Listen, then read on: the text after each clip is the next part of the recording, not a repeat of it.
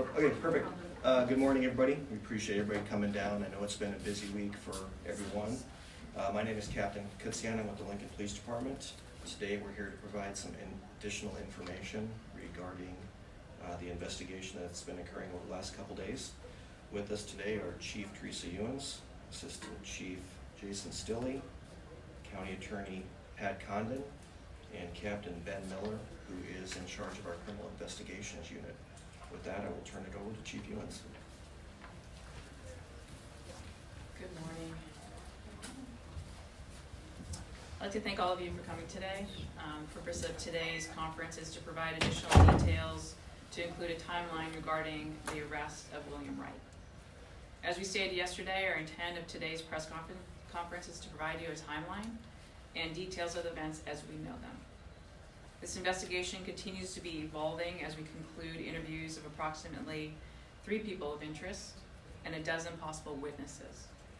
Additionally, we have several crime scenes and continue to search for possible evidence connected to both incidents. Our investigative teams have worked tirelessly for 72 hours with little to no sleep. I want to thank them for their ongoing effort and dedication, which led to the apprehension of Mr. Wright within 17 hours of the initial police response. I will reiterate, we believe that there is not a public safety concern. The homicide and suspicious death are isolated events, and everyone involved had previous interaction prior to the incidents occurring. I will ask Assistant Chief Stilley to provide a timeline of events surrounding this ongoing unfolding investigation. We'll take questions after he presents that information. Thank you, Chief. As you mentioned, I'm Jason Stilley, Assistant Chief in charge of Operations and Investigations for the Lincoln Police Department. We'll provide the timeline as we know them today. Again, I want to caution that as more information comes to light, the timeline and those details may change.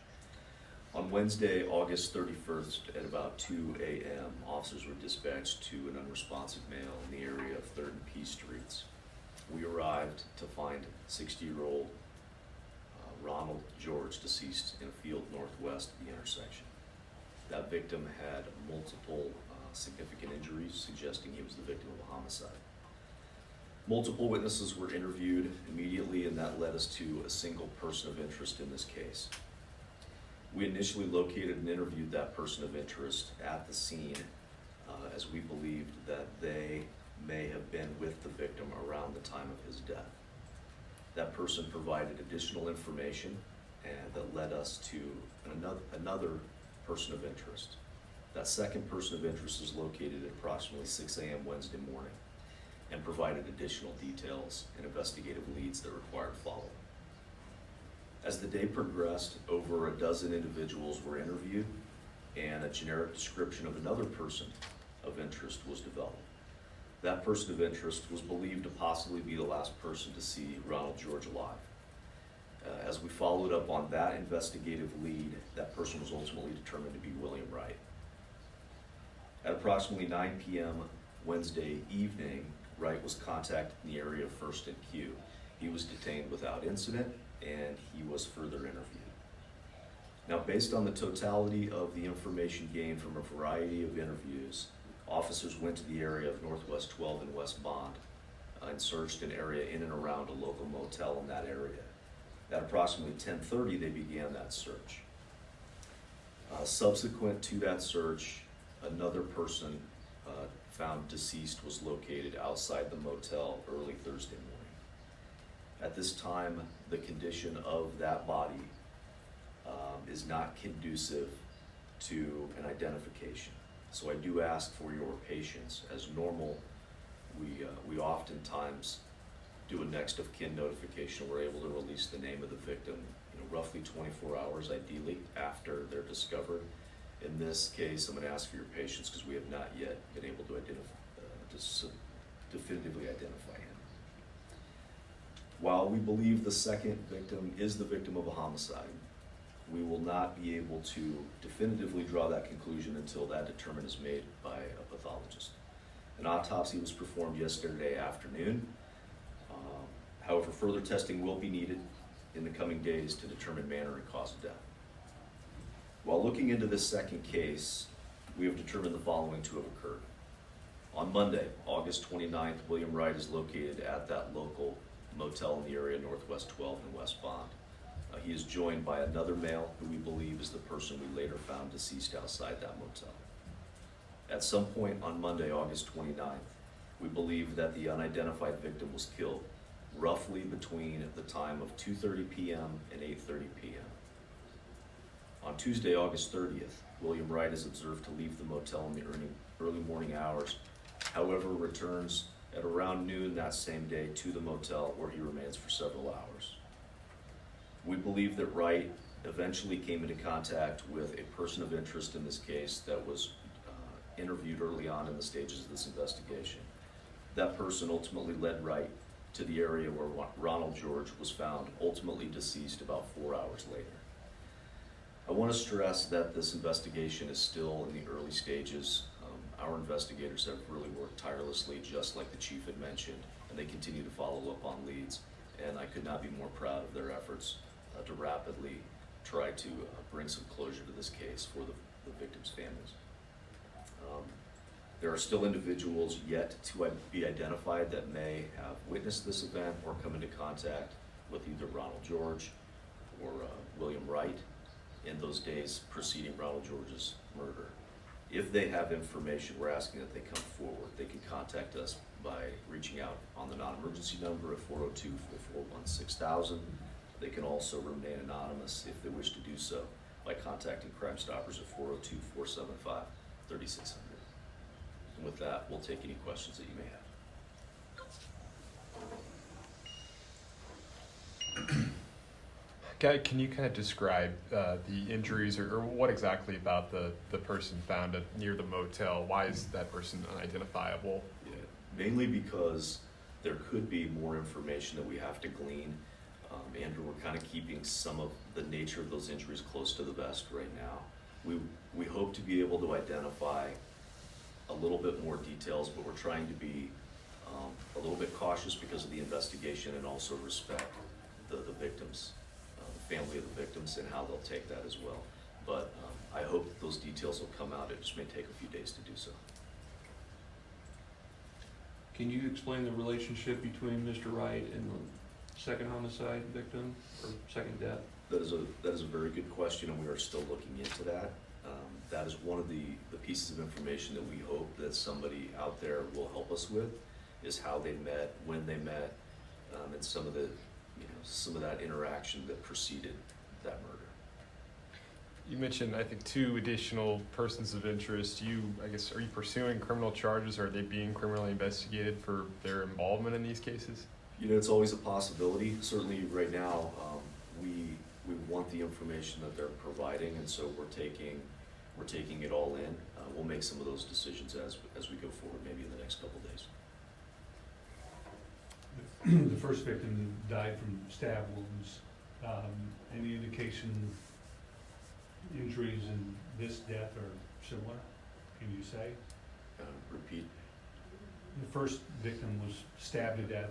Any indication that this person may have been stabbed? Meaning similar Similar? to the second victim? Yeah. I'm not going to get into necessarily the manner and cause, because I'm going to leave that to a pathologist. And they've already done an autopsy, like I indicated, Mm-hmm. but we still have a few more investigative steps that they have to take before we can determine that. The second victim, were they, found where they are thought to have been killed, or was their body, dumped in any way, or do you know at this time? I would say that more than likely, and again, things can change, I do not believe that they were found in the area that they were killed. So I think there were 2 different areas, but we're looking into that.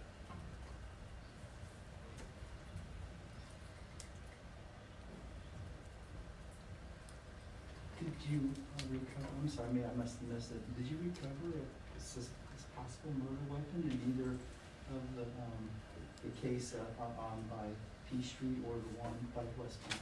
Yeah, so a knife was recovered at the scene of the first homicide that we investigated near Ronald George.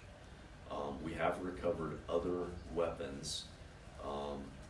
It's undetermined yet if they're going to be the murder weapon. of the second person found.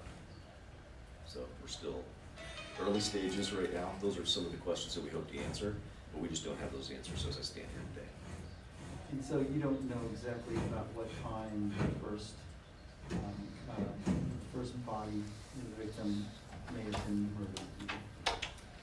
The timeline for the first person, we believe, happened sometime between 2:30 PM and 8:30 PM on Monday, August 29th.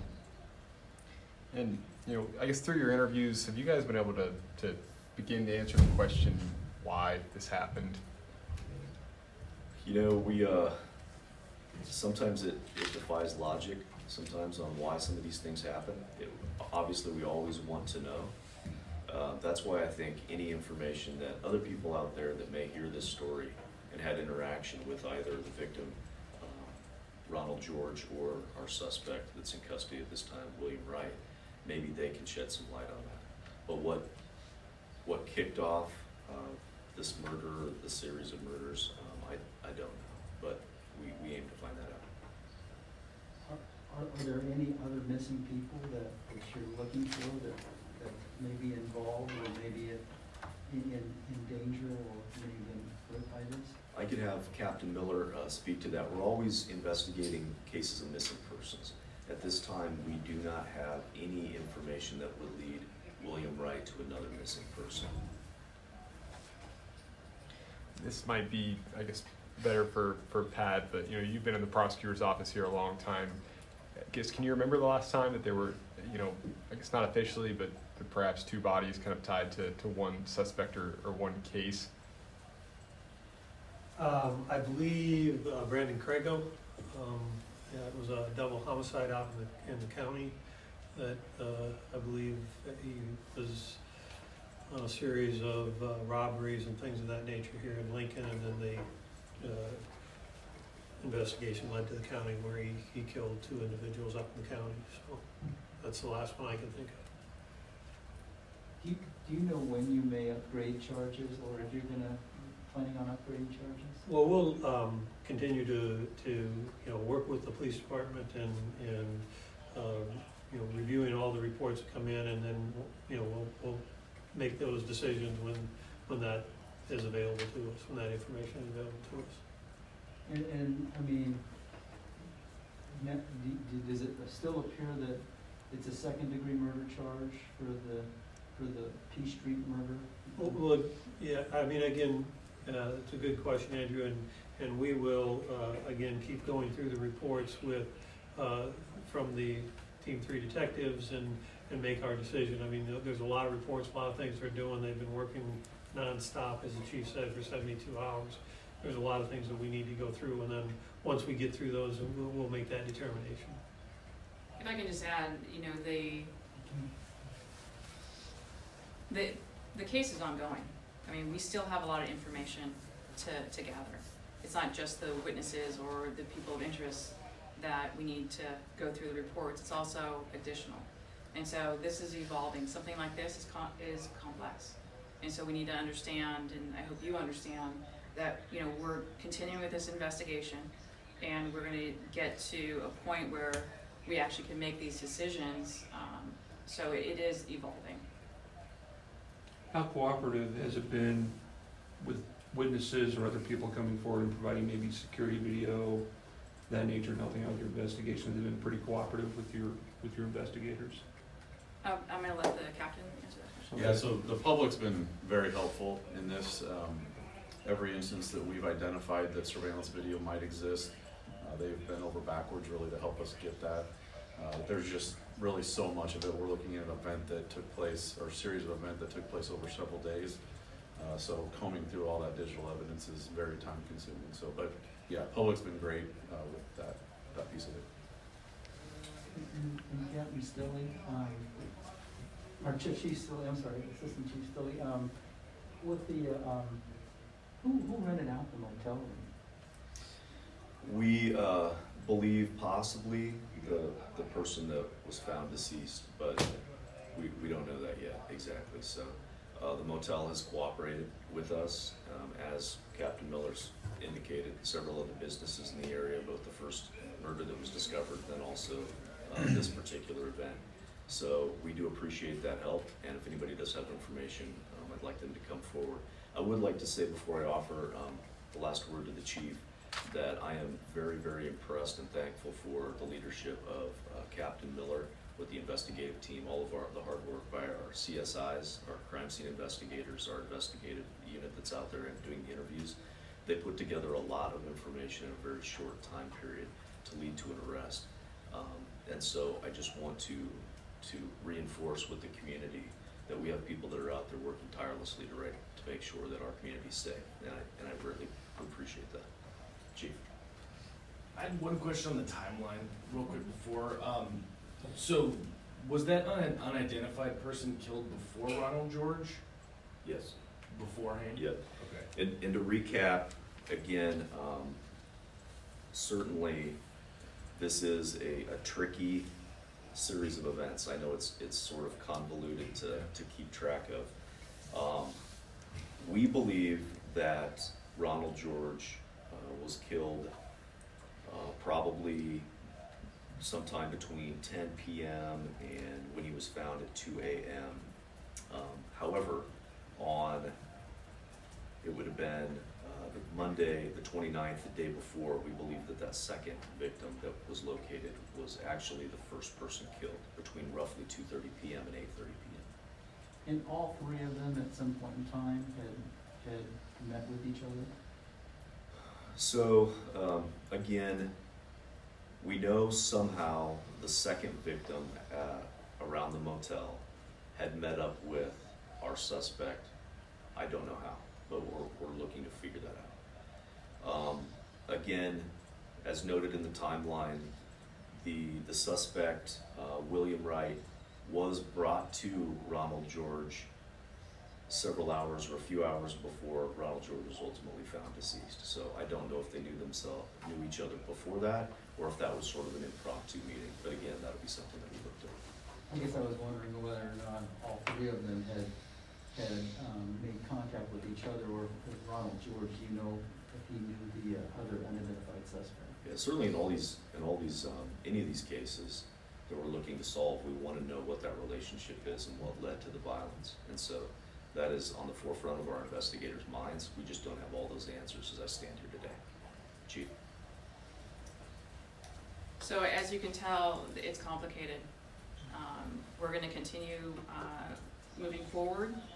We're going to do our best to keep you informed, because it's important that the public understands the steps that are being taken and where this investigation is going. So, please understand we're doing the best that we can. Identifying having the identity for the suspicious death is absolutely important for us. So please be patient in us doing that and speaking to the families in this case. Again, it's all about the information we get from the public. And so once again, if you have any information, please call the non-emergency number at 402-441-6000, or the Crime Stoppers if you want to be anonymous, 402-475-3600.